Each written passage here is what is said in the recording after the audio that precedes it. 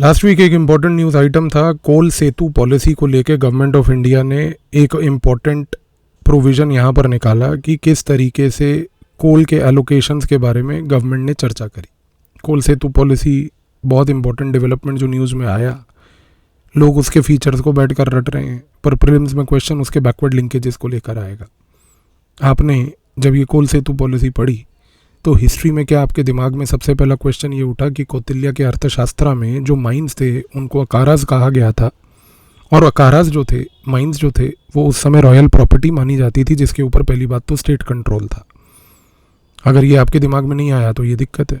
दूसरा, जब medieval India की चर्चा करते हैं तो मिनरल्स जो थे वो स्टेट का प्रिविलेज थे, और यदि वो स्टेट का प्रिविलेज थे तो उस समय मुगल्स जो थे इंडिया में, उन्होंने ये कैटेगोरिकली बोला था कि इस स्टेट प्रिविलेज के ऊपर किसी प्रकार की कोई ट्रेडिंग नहीं होगी। यहाँ पर एब्सोल्यूट प्रोहिबिशन हो गया।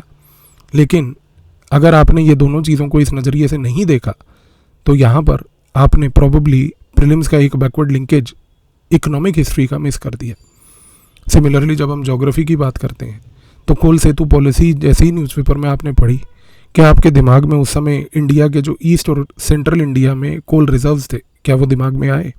क्या आपने geological process of coal formation को इंडियन ज्योग्राफी या फिजिकल ज्योग्राफी के पर्सपेक्टिव से रिविजिट करने की कोशिश करी?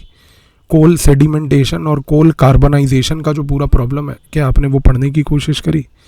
ग्लोबल लेवल पर जो वर्ल्ड में कोल रिच रीजन्स हैं, क्या आपने उनको इंस्टेंटली एटलस में खोल के लोकेट किया? क्या आपने ये देखने की कोशिश करी कि आज अमेरिका जो है वो रिसोर्स नेशनलिज्म कोल को लेके इतना क्यों कर रहा है? अगर आपने ये चीज़ों के हिसाब से कोल सेतु पॉलिसी को एग्जामिन नहीं किया तो कहीं ना कहीं याद रखिए कि आप प्रीलिम के एक क्वेश्चन को गवा बैठे।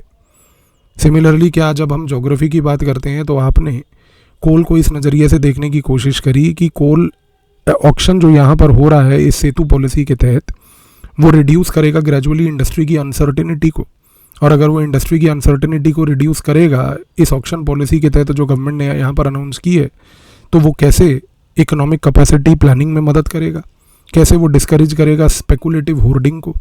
और आज कोल को लेके स्पेकुलेटिव होर्डिंग का खास करके क्या प्रोविजंस है इंडिया में पेनल्टी लेवल के?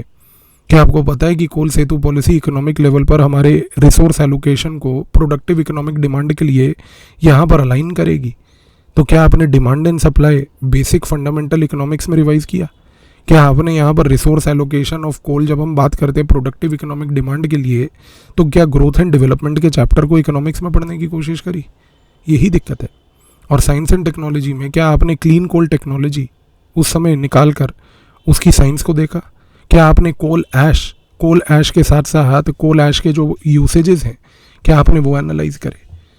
मेरा कहने का मकसद आपके साथ सिर्फ ये है कि आप जिस नज़रिए से करंट अफेयर्स को देख रहे हो, यूपीएससी उस नज़रिए से करंट अफेयर्स को नहीं देखती। यूपीएससी करंट इवेंट को पकड़ के उसके बैकवर्ड लिंकेजेस को सिलेबस से ट्रेस करती है। And it is high time you are in the month of December, आप 2026 की तैयारी कर रहे हो।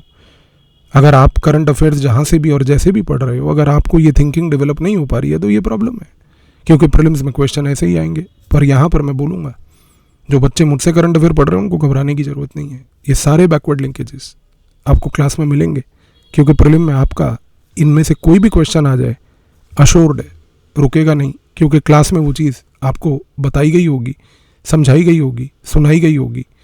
आपको सिर्फ याद करके रिवाइज करके जाना है, क्वेश्चन डेफिनेटली निकलेगा। अदरवाइज सोच के देखिए कि आपकी सोच ऐसी थी या नहीं थी।